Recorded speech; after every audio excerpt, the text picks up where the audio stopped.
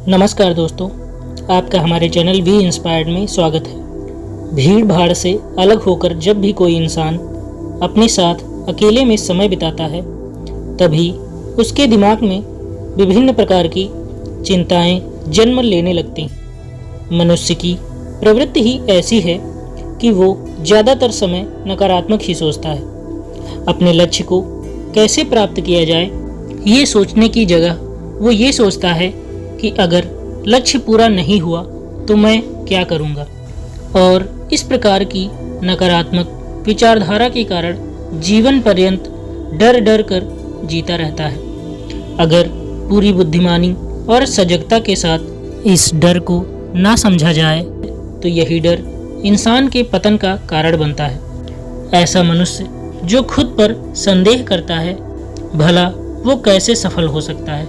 लेकिन बुद्धिमानी से अगर इस डर का उपयोग किया जाए तो यही डर उसकी सबसे बड़ी ताकत बन सकता है। काश केवल एक बार उसने खुद पर विश्वास किया होता तो उसे मालूम होता कि उसके डर में ही उसकी ताकत का रहस्य छुपा है। ये कहकर सन्यासी चुप हो गया और चुपचाप अपने कदमों पर ध्यान लगाते हुए जंगली घास से आगे बढ़ने लगा। संध्या का समय था। सन्यासी और एक लकड़हारा जंगल में से होकर गांव की तरफ निकल रहे थे। सन्यासी के ये शब्द लकड़हारे को कुछ समझ नहीं आए। वो सोच रहा था कि डर में ताकत कैसे हो सकती है। डर तो आदमी को कमज़ोर बनाता है। अपने मन की उत्सुकता को जब वह काबू नहीं कर सका तो उसने सन्यासी से पूछा कि महात्मा, आप ये क्या कह रहे हैं कि डर में ताकत होती है? डर तो आदमी को कमज़ोर बनाता है, उसे तो अपना डर दूर करना चाहिए। लकड़हारा अपनी बात पूरी कर पाता उससे पहले ही उसे एक शेर की दहाड़ सुनाई दी। शेर की गर्जन सुनकर लकड़हारे का रोम रोम कांप गया। उसके कान खड़े हो गए। जंगल से आती एक एक आहट उसे साफ सुनाई दे रही थी। उसके कदम वहीं पर जम गए थे। उसे पता था कि थोड़ी सी हरकत उसकी जान जोखिम में डाल सकती है। उसका दिल तो तेजी के साथ धड़क रहा था, लेकिन फिर भी वो अपनी सांसों पर काबू पाने का प्रयास कर रहा था। कुछ देर बाद जब खतरा टल गया तब सन्यासी ने कहना शुरू किया। सन्यासी ने कहा कि अभी जब तुम डरे हुए थे तो तुम्हारे शरीर का रोम रोम जाग गया था। जंगल से आ रही छोटी से छोटी आहट पर भी तुम्हारा ध्यान लगा हुआ था। तो इस प्रकार अपने मन के डर के कारण तुम होश में आ पाए, तुम पूरा ध्यान लगा पाए। इससे पहले जब तक तुम्हें शेर की दहाड़ सुनाई नहीं दी थी तब तक तुम अपने विचारों में खोए हुए थे। लेकिन जैसे ही तुम्हें शेर की दहाड़ सुनाई दी वैसे ही तुम्हारे सारे विचार गायब होकर हम वर्तमान में उपस्थित हो गए थे। यदि तुम्हें अभी शेर से बचकर भागना होता या फिर उससे लड़ना होता तो तुम्हें अपने शरीर की वो क्षमता देखने को मिलती जो आज तक जीवन में तुमने खुद भी महसूस नहीं की होगी। जब कोई कुत्ता तुम्हारे पीछे दौड़ता है उस समय तुम्हारी जो रफ्तार होती है वो तुम्हारी आम जिंदगी से कहीं ज़्यादा होती है। साधारण जीवन में तुम इतने तेज नहीं दौड़ पाओगे जितना कि एक कुत्ते के सामने दौड़ पाओगे।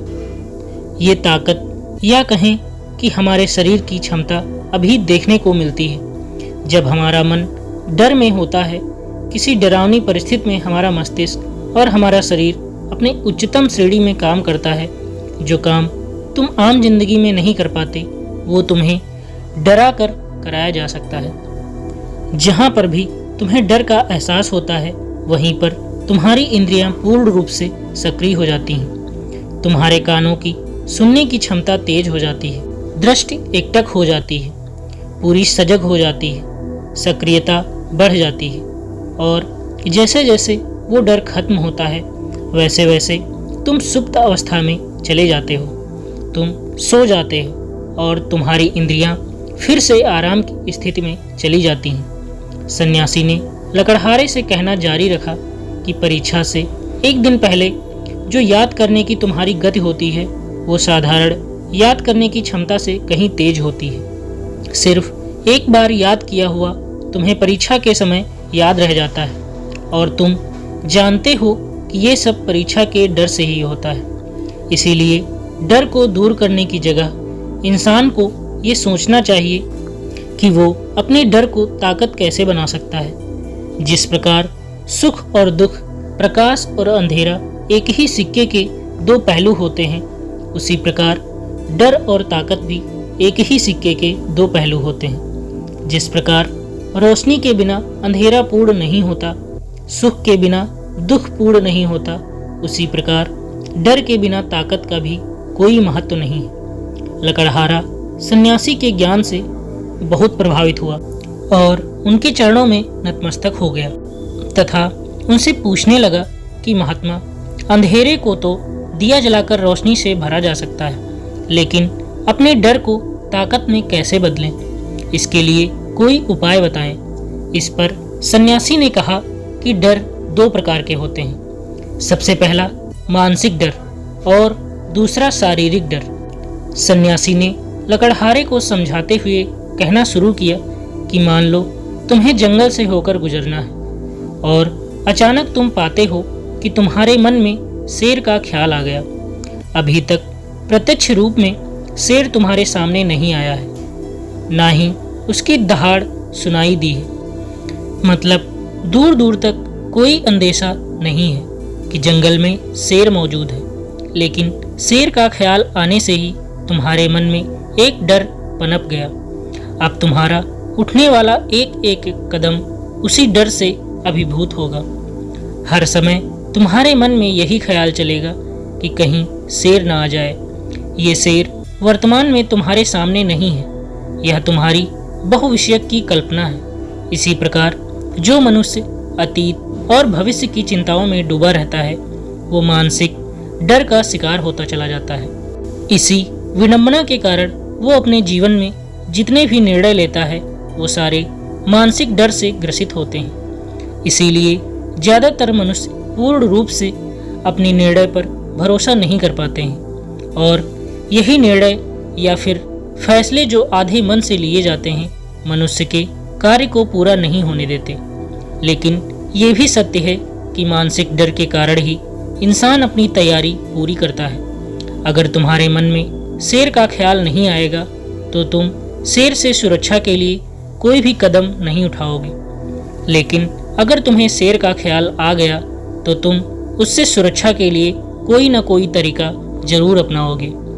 तो इसीलिए मानसिक डर बेकार नहीं होता, वो आपकी सुरक्षा को और ज़्यादा मजबूत भी करता है। लेकिन समस्या तब शुरू होती है जब आप चाह कर भी कुछ नहीं कर सकते, लेकिन उसके बावजूद आप मानसिक डर झेल रहे होते हैं। उदाहरण के लिए कुछ मनुष्य हमेशा ये सोचते रहते हैं कि उन्हें कोई बीमारी ना हो जाए, कहीं उनके साथ कोई दुर्घटना न घट जाए, कहीं उनके साथ कोई धोखा न कर दे। लेकिन इन सब घटनाओं पर उनका कोई जोर नहीं होता है, ये उनके हाथ में नहीं होता है।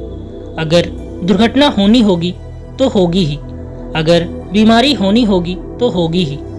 अच्छा खान पान और अच्छी दिनचर्या का पालन करने के बाद भी अगर कोई मनुष्य बीमार हो जाता है तो ये उसके नियंत्रण के परे की बात है। अपनी तरफ से उसने पूरी कोशिश की और यही उसका कर्तव्य था। उसमें कोई कुछ क्या कर सकता है। जो घटनाएं इंसान की पहुंच के परे होती हैं, वो उनसे भी परेशान होता रहता है, उनसे भी उसका मन घबराता रहता है और यही मानसिक डर उसके पतन का कारण बनता है। अगर यही मानसिक डर सही तरीके से इस्तेमाल किया जाए तो मनुष्य समझदार और अनुभवी कहलाएगा। जो इंसान ये सोचता है कि कांटे सिर्फ दर्द देने के लिए ही बने हैं, वो ये भूल जाते हैं कि कांटे ही फूलों की रक्षा करते हैं। इसी प्रकार एक ज्ञानी मनुष्य किसी भी चीज का उपयोग अपने सकारात्मक तरीके से कर सकता है, लेकिन एक अज्ञानी मनुष्य अपनी अज्ञानतावश उन चीजों को भी छोड़ देता है जो उसके लिए उपयोगी होती हैं। विवेकशील मनुष्य फेंके गए पत्थरों का भी महल खड़ा कर लेता है, लेकिन एक अज्ञानी मनुष्य उन पत्थरों को दूसरों पर फेंकता रहता है। अगर किसी मनुष्य को अपने मानसिक डर को ताकत में बदलना है तो उसके कुछ नियम हैं, कुछ उपाय हैं। सबसे पहला उपाय अपने विचारों का निरीक्षण। अगर हम अपने जीवन में अपने विचारों का निरीक्षण करेंगे तो हम पाएंगे कि ज़्यादातर विचार हमारे काल्पनिक होते हैं और इसीलिए जो डर उन विचारों के कारण पनपता है वो भी काल्पनिक होता है। ज़्यादा सोचने वाले लोगों को जब सोचने के लिए कुछ नहीं मिलता तो वो निरर्थक बातों के बारे में सोचने लगते हैं और वो बेकार के विचार उसे तो परेशान करते ही हैं, साथ ही साथ उसके परिजनों को, उसके सगे संबंधियों को भी परेशान करते हैं। इसलिए ज़्यादा सोचने वाले लोगों को यह समझना चाहिए कि मन में उठ रहे तमाम विचारों में से काम के विचार कौन से हैं और बेकार के विचार कौन से हैं। जो निरर्थक विचार हों उन्हें दूर करते जाओ और जो सार्थक विचार हों उनको गहराई से सोचना शुरू करो, तभी तुम्हारी समस्याओं के, उलझनों के उपाय निकलेंगे। मानसिक डर को दूर करने का दूसरा उपाय है उसका सामना करना। इसका मतलब यह नहीं है कि तुम शेर के सामने जाकर खड़े हो जाओ, बल्कि इसका मतलब यह है कि पूर्ण सुरक्षा के साथ तुम जंगल में जा रहे हो। यदि जंगल में जाना बहुत आवश्यक है तो तुम शेर के डर से अपने घर पर नहीं बैठ सकते हो। इसी प्रकार मनुष्य के जीवन में बहुत सारे डर होते हैं, जैसे कि परीक्षा का डर, लक्ष्य ना पाने का डर, झूठ बोलने का डर, सच के पता लग जाने का डर, अपनों को खो देने का डर, दुर्घटना हो जाने का डर। लेकिन जैसे जैसे समय के साथ इन डरों का सामना किया जाता है वैसे वैसे ये डर जीवन से दूर होते चले जाते हैं। अगर तुम इनसे बचने का प्रयास करते हो तो ये जीवन भर तुम्हें सताते रहेंगे। ये तभी दूर होंगे जब तुम इनका सामना करोगे। कुछ लोगों को तो दूसरों के सामने खुलकर बात करने में भी डर लगता है। ऐसे लोगों को अनजान लोगों से बात करनी चाहिए। जितना ही वो लोगों से बात करेंगे उतना ही उनके मन का डर दूर होता जाएगा। मानसिक डर को ताकत में बदलने का तीसरा उपाय है अपने डर को स्वीकार करना सीखो। बहुत से लोग अपने जीवन में अपने डर को स्वीकार ही नहीं कर पाते। अगर आप उनसे पूछेंगे कि उन्हें किस चीज़ से डर लगता है तो वह साफ इनकार कर देंगे कि उन्हें किसी चीज़ से कोई डर नहीं लगता।